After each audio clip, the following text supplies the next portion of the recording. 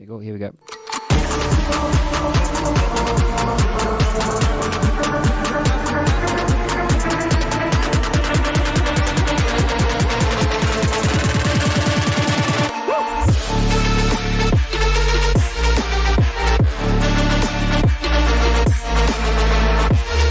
Hi, everybody, and welcome back to yet another cracking installment of the Matt Brown Show. This is the Secrets of Scale series, where we're connecting you to founders and CEOs who've built companies to scale. And our person in the hot seat today is none other than Arun Shrestha. I think I said that correctly. Shrestha. Yes. It's a word thing here on the Matt Brown Show today. But Arun, it's a real great honor to have you here. Thanks for your time. Thank you, Matt, for having me. So, Arun, for our viewers around the world who haven't heard much about what you guys are doing at BeyondID, why don't you quickly give us the elevator pitch and give us the origin story to the company? Yeah, absolutely. Thanks for inviting. Good to be here. So, BeyondID is a managed identity service provider. So, what does that mean? Is that we help businesses around the world with their security as well as the experiences, meaning that we help companies manage their digital identities. So by doing that, we can help companies with their security, better security posture, better agility, and ultimately also offering their all stakeholder, customer, partner, contractor, employees, and suppliers, better experience overall.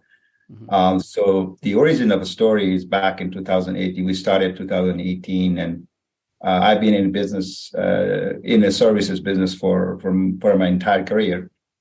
I knew that as more things move to cloud, security is going to be paramount, and identity is the core to all of that.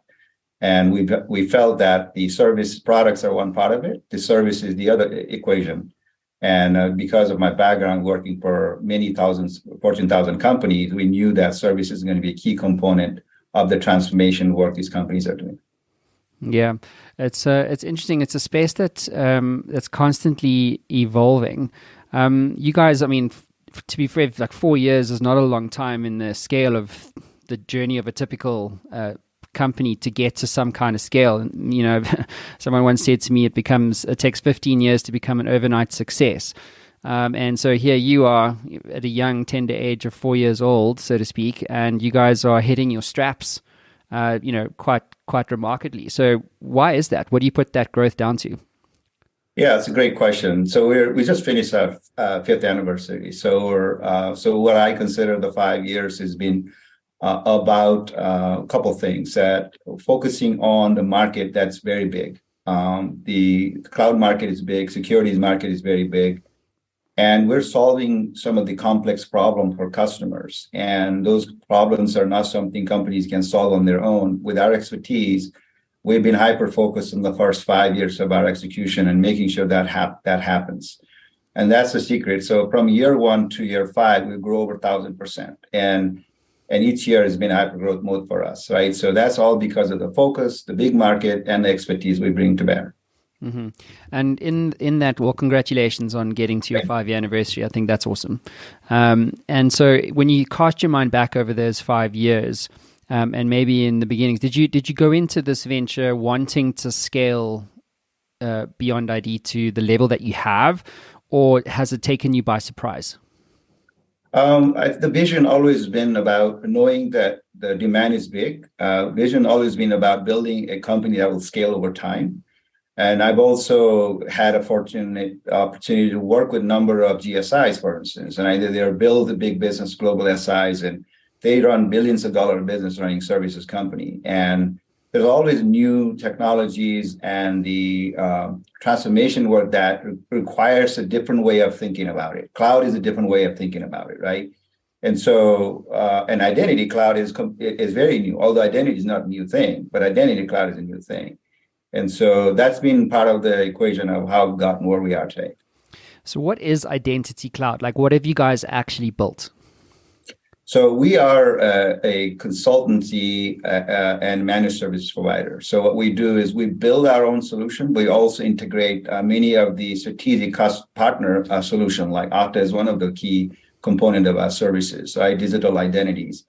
So what we do is the companies help all the way from advisory services to implementation, consultation, as well as operations and tech-enabled services. So when customers come to us and say, we have this big problem of how to manage identities for our stakeholders, customers, consumer, partners, suppliers, and employees, they have, a lot of them have old technologies and meaning like legacies, and they're looking to transform their business. And they need a 4 to 5 year long roadmap to say, here's how the transformation is going to happen. And many companies don't realize a lot of that goes to digital identities, transforming digital identities. So it's a combination of our expertise, tools we build, and also integration with a number of our strategic partners in the mix. I'm very curious. I was chatting to a general partner of a venture capital firm yesterday, and they specialize in open source software. And he was saying how COVID was a really good thing for them because it like brought a whole bunch of digital transformation budgets forward by about 5 years.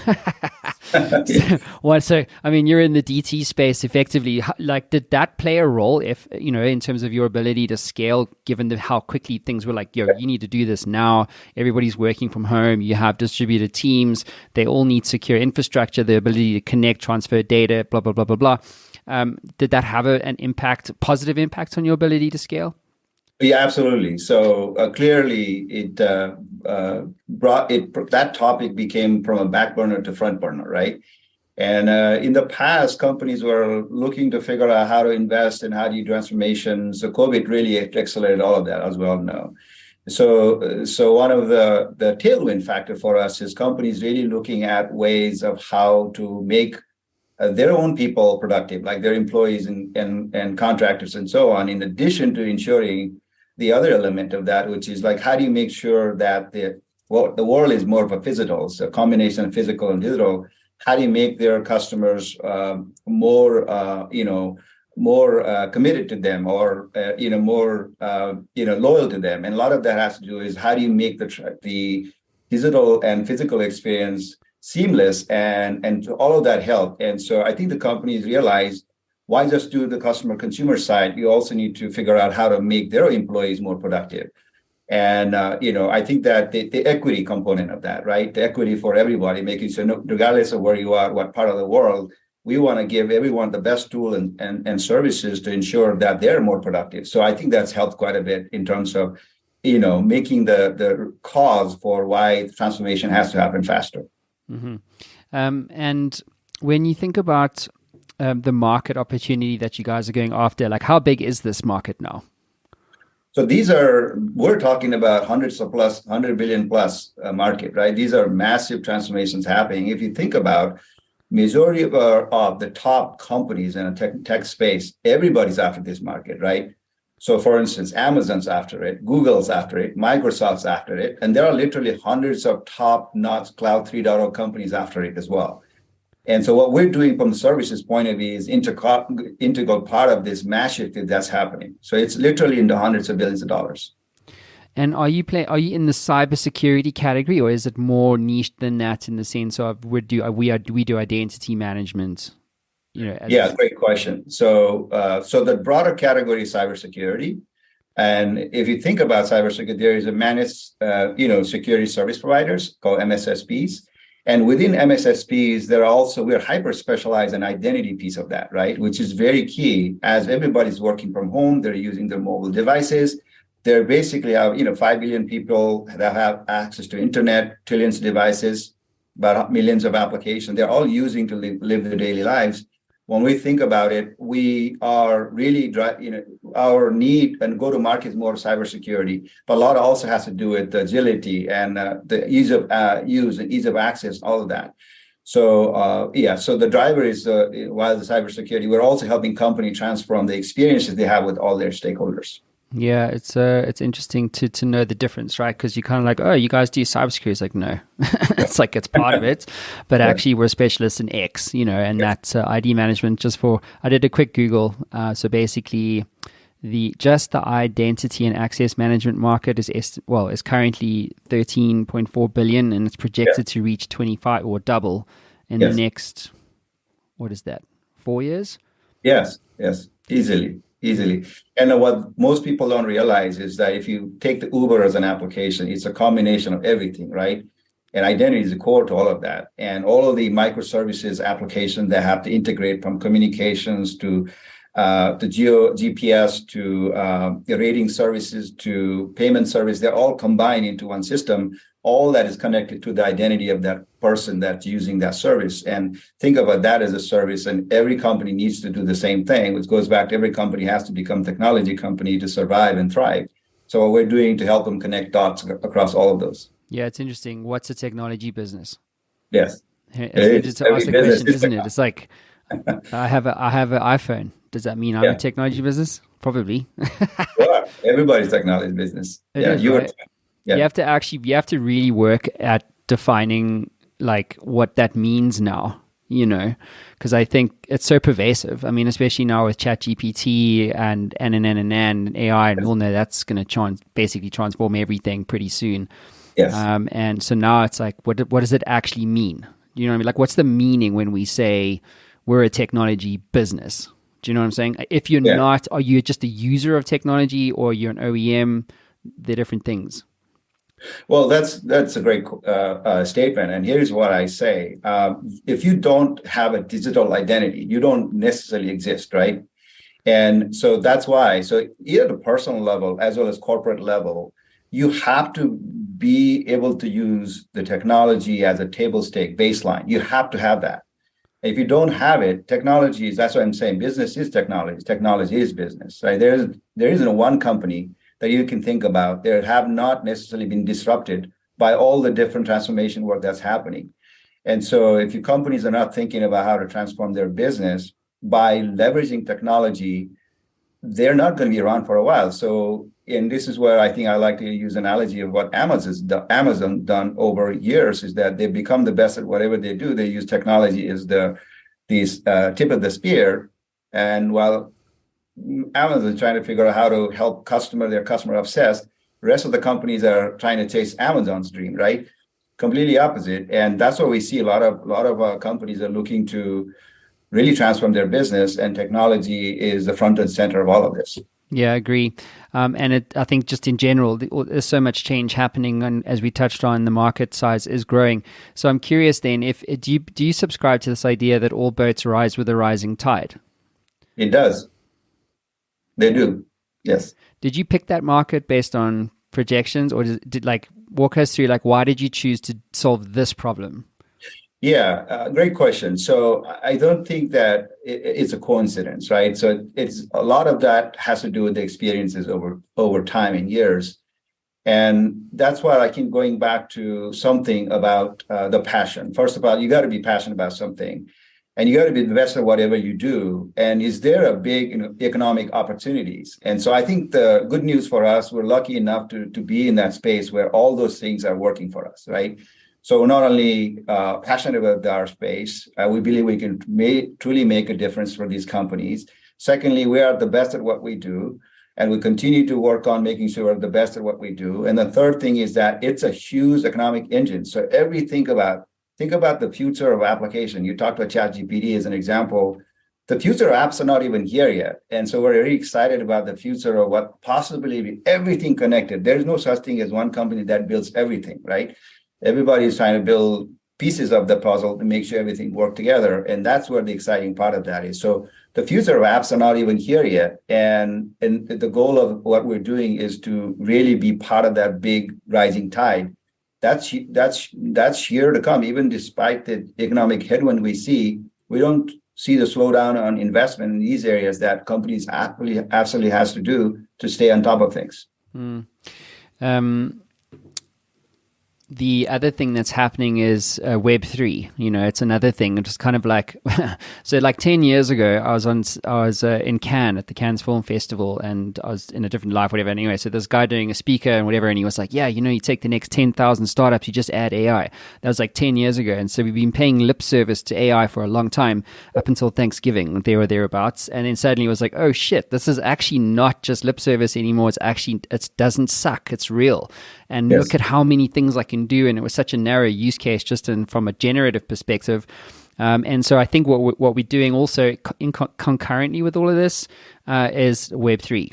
That's another thing that's going to come. And I think when you move into the blockchain technology space, like I don't give rocks about the speculative side of things and where the price of Bitcoin's going.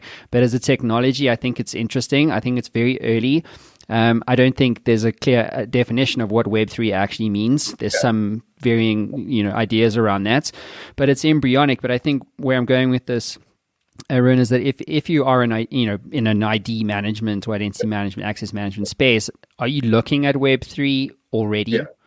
Yes, it is going to happen in our lifetime, right? So, I would say next 5 to 10 years, we'll look at it differently compared to what it is. It's no different than early 90s. The news anchors were saying, what is internet, right? These are NBCs, ABCs, and in CBS, these people are saying, oh, what is internet? That was back in the 90s, right? It wasn't that long ago. Same thing's happening with 3.0 is that everything's become service, and including things like blockchain, which is really, it's not just so much the technology, in my opinion, in that case. There are two parts to it. That's what's interesting to us. One is the smart contracts, the meaning that everything we do with a human interaction, machine can do with machine. And that's the key piece, which is where the AI comes in. There's also a thing about contract management. So if you got the code you write, that can keep both parties honest, what do you need the middle people, right? That's the other piece. The third component of that is identity, decentralized identity, right? So we're talking about identity wallets. We're talking about bringing your own identities. The big companies like Google's of the world, Amazon, they're going to manage their identity, right? So we work very closely with Okta, for instance, as our key strategic partner. They also have going down the path towards supporting bring your own identity, which is really tied to Web 3.0. And the platform like Ethereum and everything, there are a lot of applications built on those technologies now. Down the road, that will be the new thing. And meaning not new, it's a normal thing. That will be the normal thing everybody uses, not even realizing they're doing that. So you're right. The speculation is one aspect of it. The true value of the technology platform that are being built is going to make ourselves more productive, more accountable compared to what we are today. Yeah. And so that's what I'm excited about, and the track of what we can go with our digital identity play. Yeah. So I'm also curious to understand in the context of your trajectory, right? I think there's kind of like, we'll get into your funding. You guys have raised 9 million or so. I think it was Series A, right? Series A, yes. Series A. So you're going to get to Series B 12, 24 months, say, then there's Series C, and then it's about, well, how do we now expand? We've now a mature size company. Now we're looking at expansion. And so let's say that you're right. And let's say that 5-year window of Web3 happens. And now things like, decentralized autonomous organizations or DAOs or smart contracts and displacement of centralized authorities and transaction whatever, and we suddenly, staying in the market's all moving and suddenly Web3 is real. Yes. How do you scale? You know what I'm saying? Because it's not like, you've built your business for argument's sake for a Web 2 solution infrastructure. Now you're moving into a Web 3, which is legit fundamentally different. So what's in your mind, as a visionary, how do you approach figuring out how to build your company around something that's truly different? So in other words, it's kind of like, I'm not saying this is in your case, but it's the same principle where if you start out as a services business and then you try and build technology to create technology-enabled services, like 9 times out of 10 that fails because you're a services business. You're not a Web3 business. Do you know what I'm trying to say? So like in your mind, like how does one approach that as a leader in the context of continuing to scale this thing? Or do you not care? Because that's another option, isn't it? Is to say, listen, we good. Like we touched on earlier, like that market's going to double in the next 4 years. We can get to, a $250 million valuation and I'm out. I'm selling. Or I'm going to IPO the thing and I'll never have to touch Web3 at all. That could also be an option. Great. I think great fork in the street, right? Which way you want to go. So I don't believe the answer is one or the other. And I believe the answer is, it's not a revolution, it's evolution, right? What's happening is that it doesn't happen overnight. Even the AI stuff's been around for 15, 20 years already, and finally it's catching up to a point people are paying attention, right? When an AI solution allows you to write a poem for someone, it tells you that it's arrived much faster than you thought of. And that's what's basically happening. The disruptions happening across all industries. The way we think about it is that we have to be very agile organization, and that we have to figure out how to learn and how to stay ahead of where the market is heading. And so one of the things we've done within our company is that I'm a very big believer in culture, people first culture, focusing on investing in our people to make sure they are the best and smartest people we can have in our organization. That means lifelong learning is the integral part of how we build our company. So we've invested in building called BeyondID University as a foundation for people to learn, to grow, to succeed, and fulfill whatever they want to do, right? So I want to make sure we're really focused on people that are going to be A players, that are willing to learn, continue to grow, continue to stay ahead of what our customers need. That's the first thing. Second thing is that from a scale is when it gets to a certain size, we're a little over 200 people now. Whatever worked 6 months, a year back doesn't work anymore. So we have to think about the core processes and systems, how to scale, to do this at scale and still provide very tailored service to our customers, right?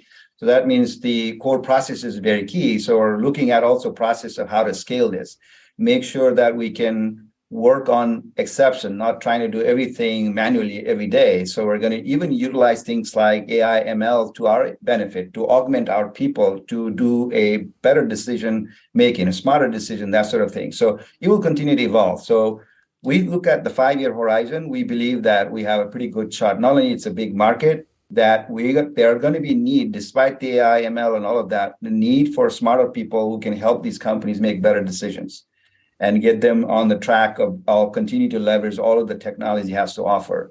So I'm very bullish about the future, and I believe that the answer is somewhere in the middle of what you're saying.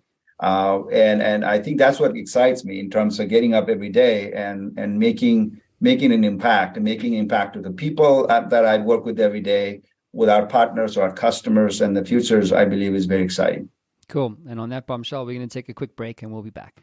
The Matt Brown Show is presented by Carafin, an investment bank that offers and supports direct private investments in U.S. operating companies.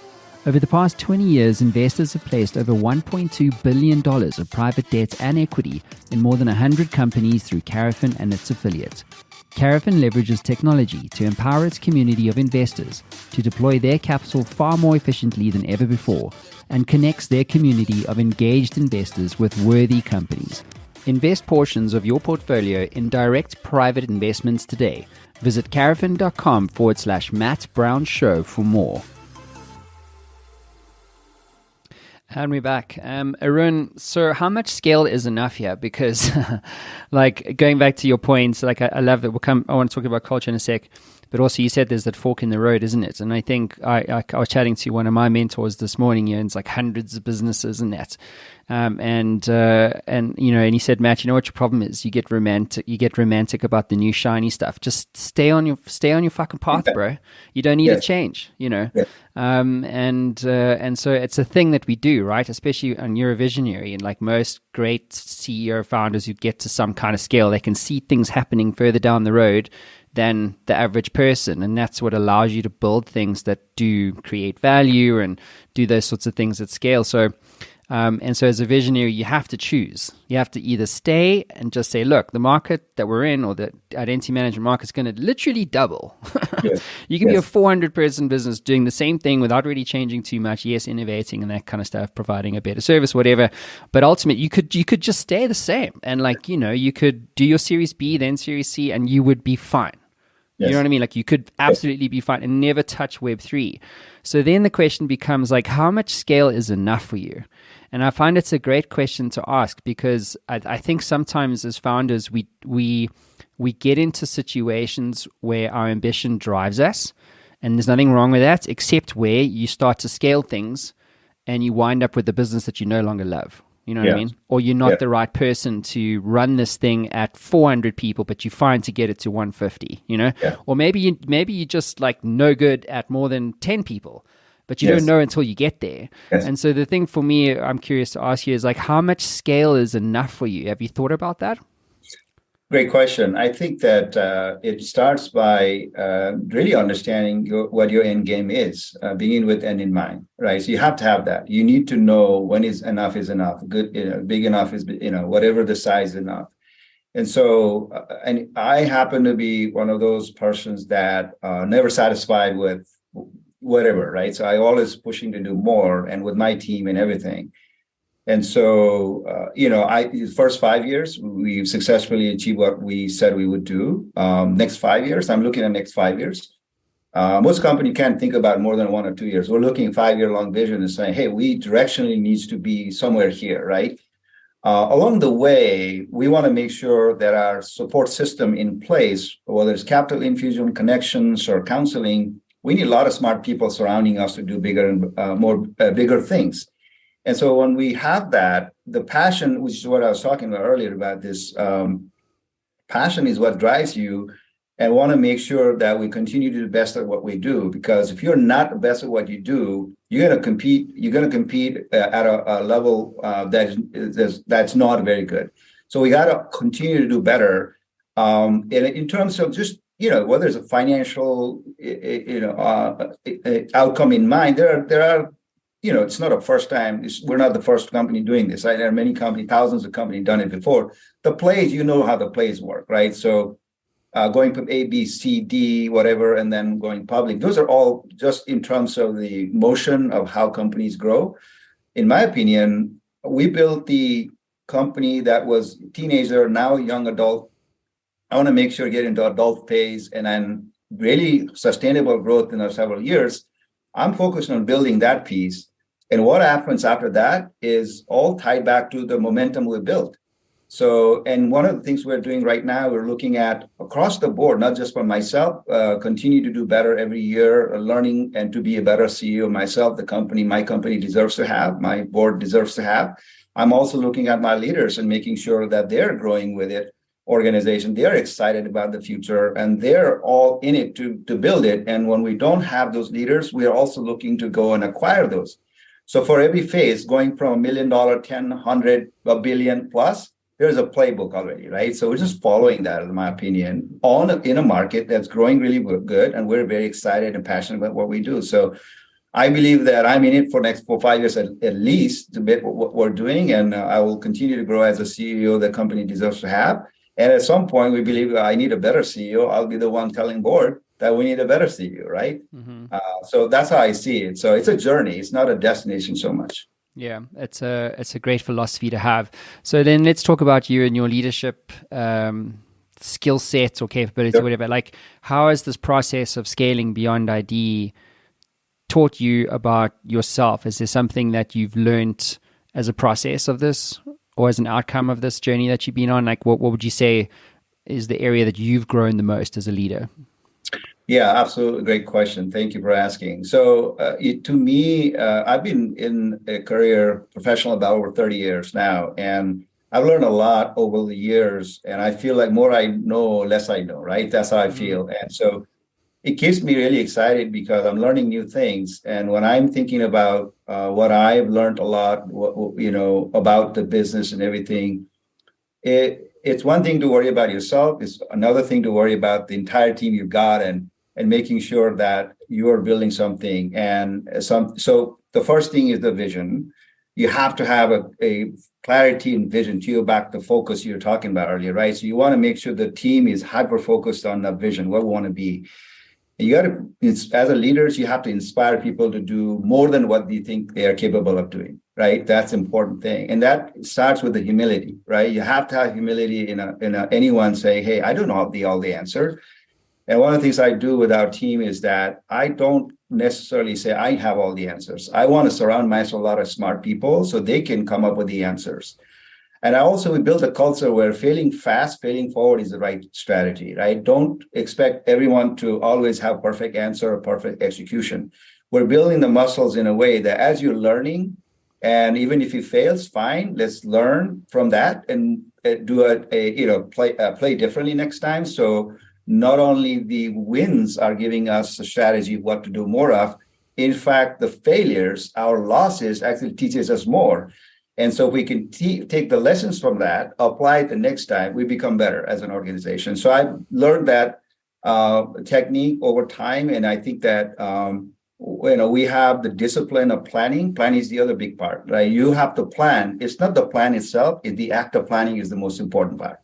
That means as if you're going to Olympics, you do a lot of practicing, right? And we do that sports all the time. You're practicing all the time. And what is not the same in business. And I want to make sure our team is really designed to practice a lot. And then in the business world, practicing is really planning. We do spend really several months out of all the way August down to December timeframe. We are planning for the next several years. So we've been doing that for the last several years, work pretty well, getting everyone aligned in the same goals and strategy and going and executing. Doesn't mean all strategy, everything we do are the perfect one. What I focus on is making sure everybody's on board, everybody's aligned, everybody's putting all of their resources to move the needle the same direction. So those are some of the things I'm learning over years that works well. And the last but not least, I would say, while every company's business is profit, revenue, profit, and expense management, to me, source of value is the most important, which is the culture and people. So we have the right people, they teach them the right thing, and they are inspired to do the right thing. Revenue, profit, and spend management is byproduct of that. Yeah, there's so much to get into there, but I wanted to touch on the planning piece. So there's a guy who so he's been on my show like years ago. His name's Howard Mann. It's up on screen for everyone. But he wrote this book called Fewer Better, and when he gave it to me, I was like, oh God, how am I going to find the time to read another book? You know what I mean? I don't know how you feel about that time. I was like, damn, I don't have time for this, man. You know what I mean? Like, I got 2 kids, like, life's hectic. Podcasting, trying to build a business, all this kind of stuff. And so many things I don't get to. Anyway, so in his book, I was like, I knew I wasn't going to go to sleep. So I whipped out the book. It was like a Monday night, and I read it for like 20 minutes. And the first thing he starts talking about is this idea of how books are so dated in terms of their concept, in the sense of you think that, you need to write a 70,000 page, well-researched, truly novel Malcolm Gladwell book to make this to create value in terms of a readable asset. And so he was like, I don't do that. This book is 32,000 words, and there's 4 buckets. And in those buckets, I'm going to give you lessons that I've learned. He had a company that was doing 200 million, whatever. And then he was a turnaround specialist for like a decade. And he's worked with founders who literally are looking at the end of the cliff.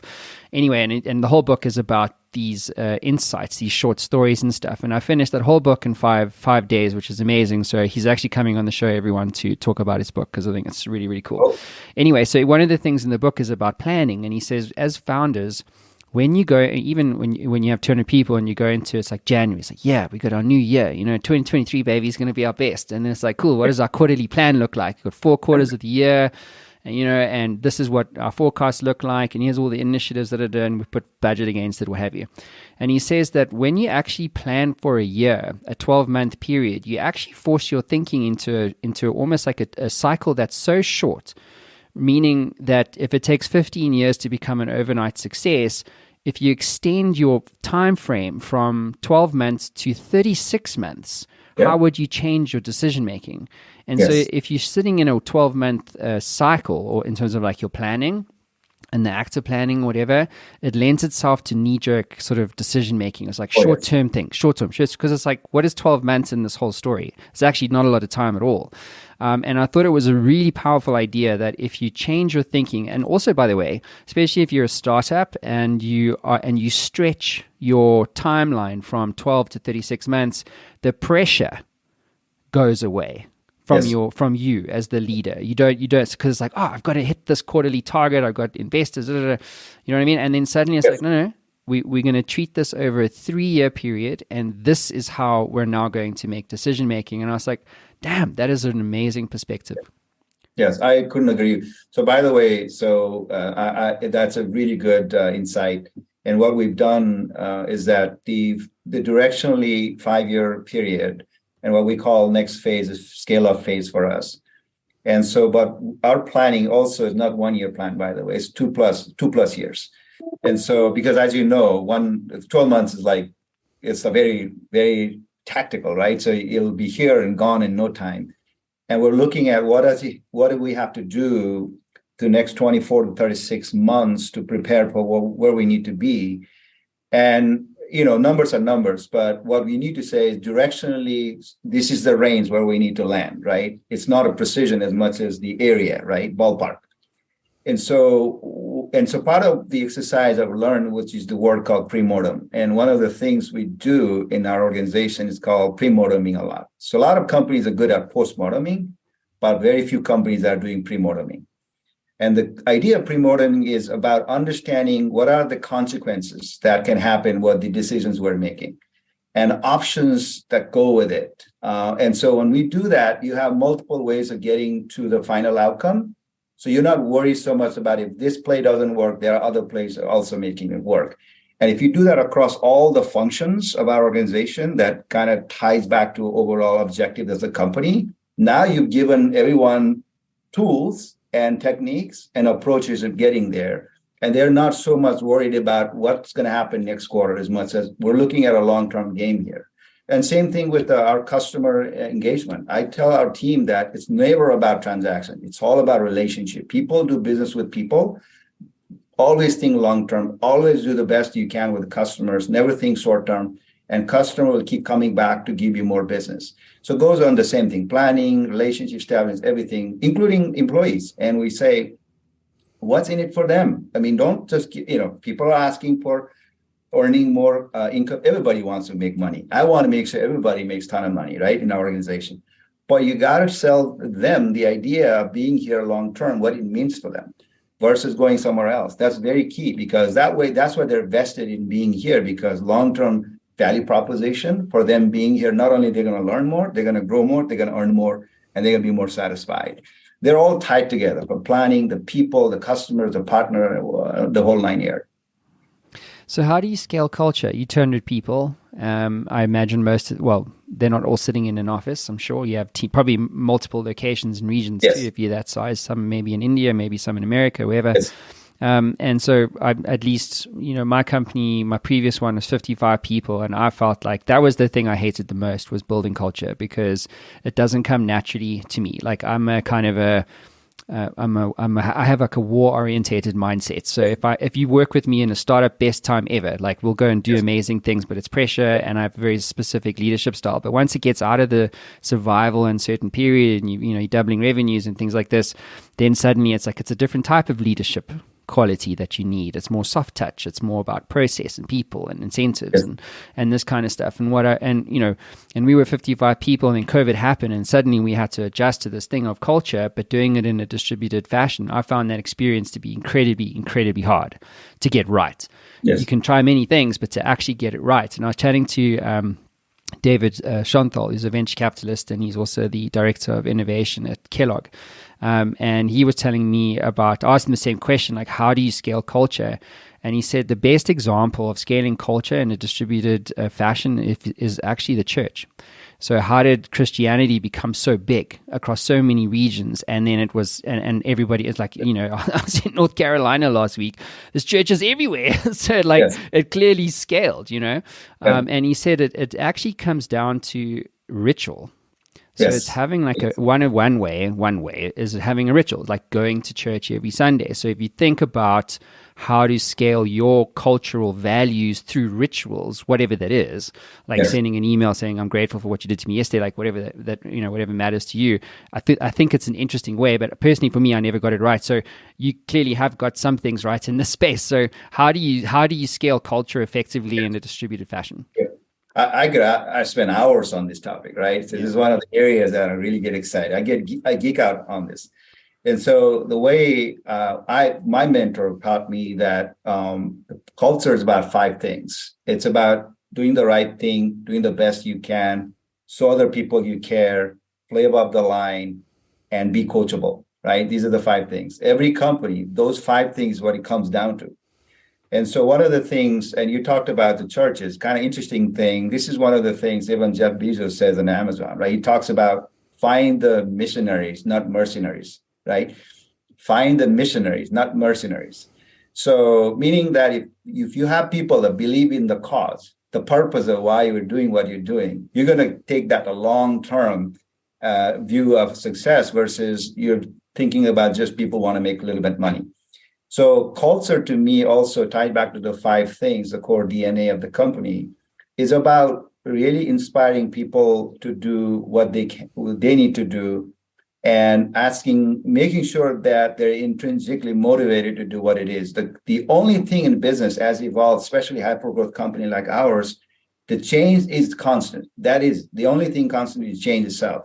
So one of the things I always say is that you can either explain from company's point of view, or you can explain from the people's point of view. And this is where the culture first, people first is like, what's in it for it? Anytime if you're doing any business with, 2 parties or group or a company, it's always important to say what's in it for them.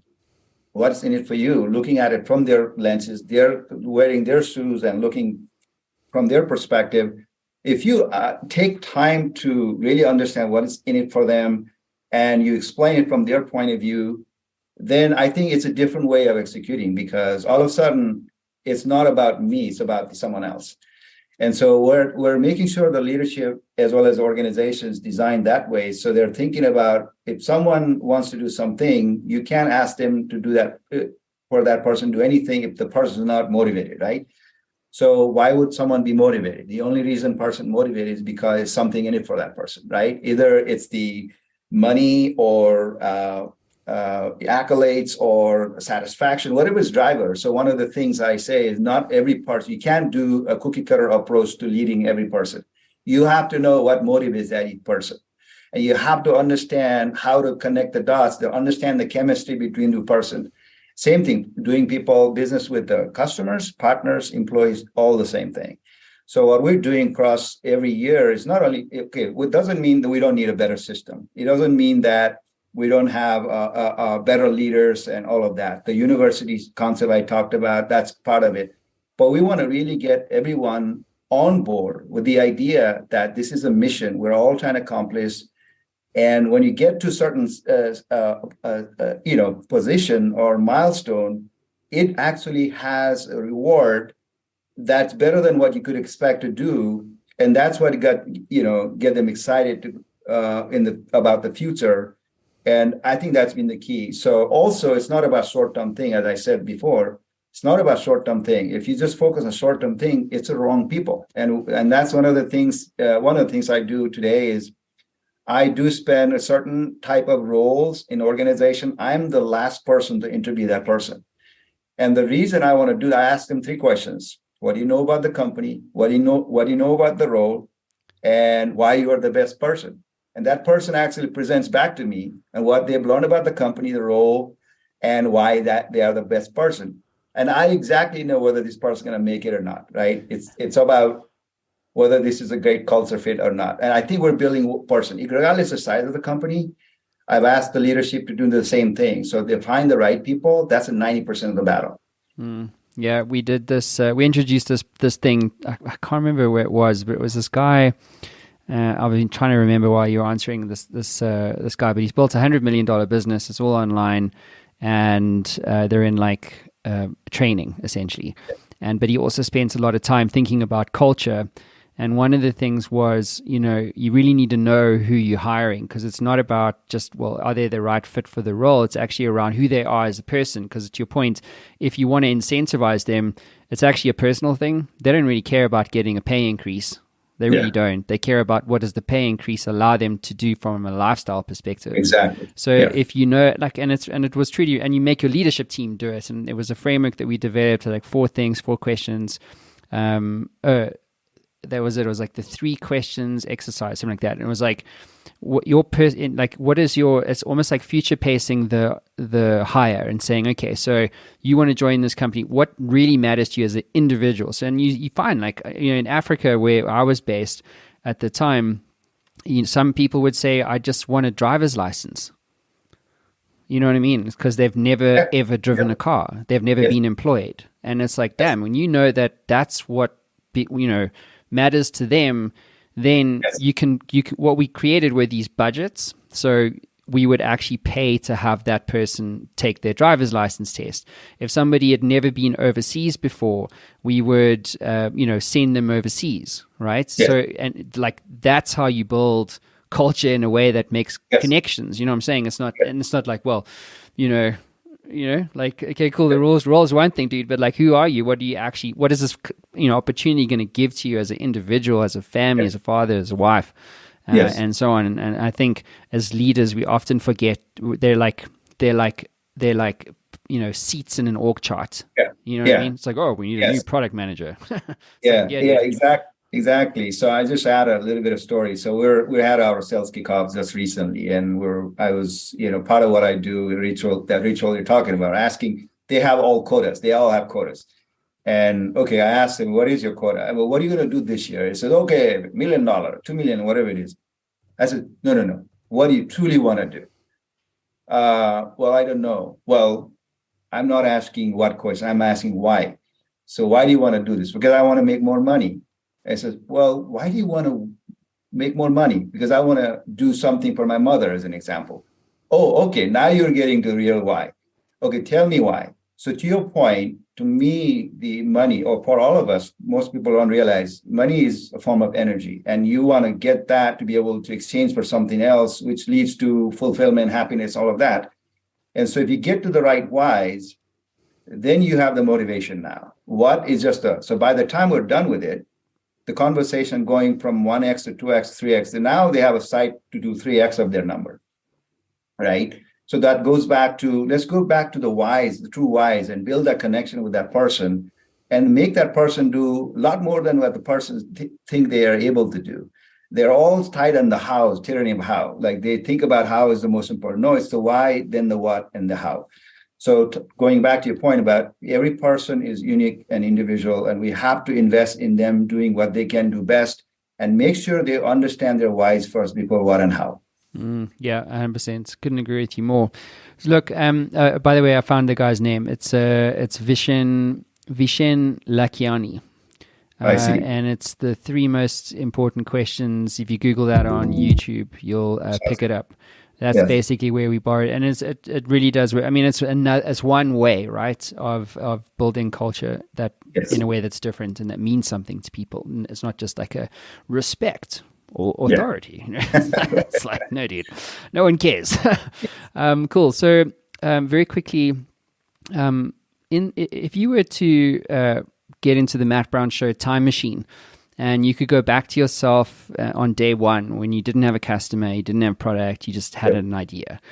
And you think about all the things you've learned, failed at, succeeded at, etc. What advice would you give yourself about scaling a company? Absolutely great question. So there are a lot of things we could do differently about, every time. And so that's why hindsight, right? So there's you don't know until you do. And I have a firm belief in something called there's no substitute for experience, right? Either you have it or you don't. Even if you have all of your experience you've had today, that doesn't mean that going to make you future-proof altogether. And part of what we've learned over time is that set aside for big vision and try not to go big on everything. You gotta start small, scale smart, and grow smart, right? Scale, again, small, start small, scale smart, and grow big. And we've done that across the board. And one of the things we see is that the innovation is one of our core values. And one of the things we say is innovation isn't just about writing the product. It's about understanding what customers are really looking for. Be obsessed with your customer. Understand what they need and educating them about options of how they can get to the finish line and the outcome they want. And you really have to do that. So I think one of the things we noticed from the beginning, to your point about first customer is the hardest, and then you have to figure out what worked, what didn't, second one, third one, fourth one. So what we call our culture have first of a kind. Always make sure you're willing to take a risk. Make sure, however, it's customer obsession, able to take the risk, and continue to iterate so that the product is what customer love, not the other way around. So that's been part of the lessons I've learned over time. And it goes back to retention with customers too. The customers we kept for a long time are the ones that we care the most about, right? Imagine you can do that with every customer, right? And make sure that understand, listen to what customers are asking for, be there long term with them. Don't think transaction only, think about long term and keep building whatever the customer need. But whenever you build, make sure that it can be applicable to multiple customers. Because oftentimes what we find is that if one customer needs it, there's also another customer that needs the same thing. And so our goal is to scale that by leveraging the knowledge and IP we build over time without compromising customers' confidentiality, data privacy, all that stuff. We need to be able to teach what we learn from one customer, apply to others. And if we do that, I think it does a lot of goodness. It's about repeatability. It's about not doing one-off all the time. And that is truly the formula for scaling business, in my opinion. Great. Well, I think there's lots. We just touched on some key things. Right? I think there's a whole other thing we could double click on a number of things that we touched on today. But unfortunately, that does conclude for today.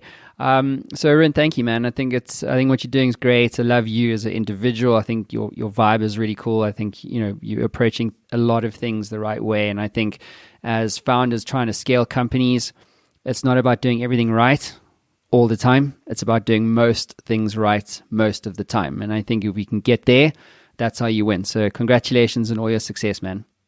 Thank you, Matt. Thanks for the opportunity. I enjoyed the conversation. Anytime. Cheers, everyone.